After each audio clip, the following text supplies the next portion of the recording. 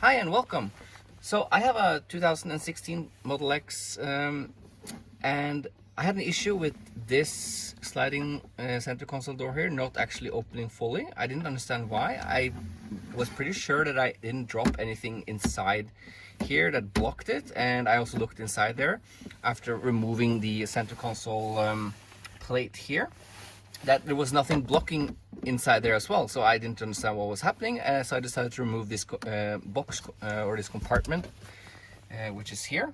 I removed this one and I took a peek inside here, and I'm pretty sure this is something that either Tesla did during their service, or it might have happened randomly as well, but I don't know. But I'll show you why this won't open fully and what you can do to fix it. It's pretty easy actually. So if you look inside here, you should see there's a cable here that Tesla uses for their diagnostics.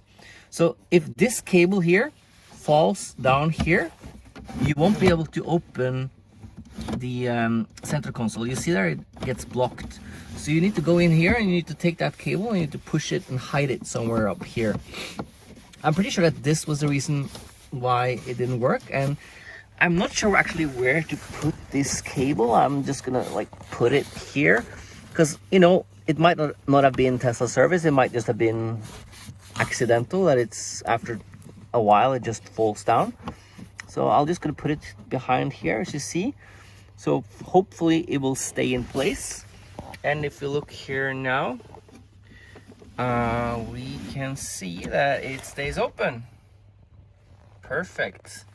So this didn't cost me any money. I didn't have to go to Tesla in order to fix this. So I'm pretty happy. Sorry about the messy car, and as you see, it's full of COVID stuff. I hope this helped you if you have the same issue. Thank you for watching.